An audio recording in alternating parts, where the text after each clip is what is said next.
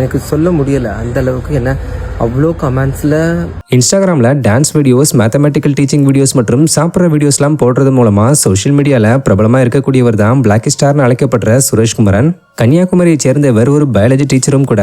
ஆக்சுவலாக ஸ்டார்டிங்கில் இவர் சோஷியல் மீடியாவில் டீச்சிங் வீடியோஸ் தான் போட தொடங்கியிருந்தாரு.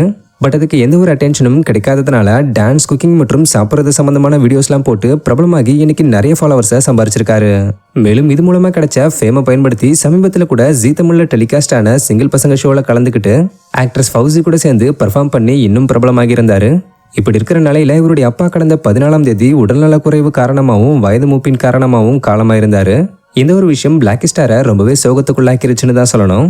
மேலும் பிளாக் ஸ்டார் இதை தன்னுடைய அப்பா சம்பந்தப்பட்ட வீடியோ ஒன்று ஷேர் பண்ணி தன்னுடைய ஃபாலோவர்ஸ்க்கு இன்ஃபார்மும் பண்ணியிருந்தாரு. ஆக்சுவலாக பொதுவாகவே இவருடைய வீடியோஸை பார்க்குற பலரும் இவரை திட்டி நெகட்டிவாக தான் கமெண்ட்ஸ் பண்ணிக்கிட்டு வருவாங்க. பட் இவர் தன்னுடைய அப்பா காலமாயிட்டதா சொல்லி ஷேர் பண்ண இந்த வீடியோவை பார்த்துட்டு எந்த ஒரு குறையும் சொல்லாமல் எல்லாரும் மாறுதலாக பேசி தங்களுடைய இரங்கல்களை தெரிவிச்சுக்கிட்டு வந்திருக்காங்க.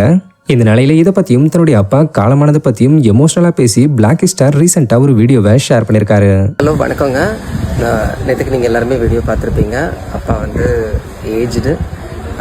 அதையும் தாண்டி லாஸ்ட்டு ஒரு 1.5 மாதமாக அவங்களுக்கு கொஞ்சம் ஹெல்த் இஷ்யூஸ் இருந்துச்சு. ஸோ அதை தாண்டி வந்து அவங்க கடவுள்கிட்ட போயிட்டாங்க. நேற்று வீடியோ நீங்கள் எல்லாருமே பார்த்துருப்பீங்க. நான் என்னோடய வெல்விஷர், என்னோடய நல்ல விரும்பிகள், எனக்கு கூட பிறக்காத உடன்பிறப்புகள் நிறைய பேர் வந்து சோஷியல் மீடியாவில் இருக்கீங்க.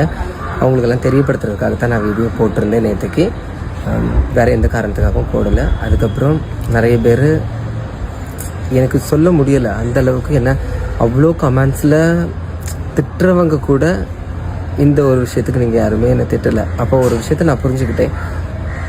ஏதோ ஒரு அந்த நேரத்தில் ஒரு உணர்ச்சியின் வெளிப்பாடாக தான் நீங்கள் என்னை திட்டுறீங்க, மற்றபடி நீங்கள் மனசார திட்டலைங்கிறது எனக்கு ரொம்ப தெளிவாக தெரிஞ்சு போச்சு. அதில் நான் ரொம்ப சந்தோஷப்பட்டிருந்தேன். ஏன்னா ஒருத்தங்க ரொம்ப சந்தோஷமாக இருக்கும்போதோ ஒரு நல்ல விஷயங்கள் நடக்கும்போதோ நம்ம 4 பேருக்கு தெரிஞ்சுக்க முடியாது அப்படின்னு சொல்லுவாங்க.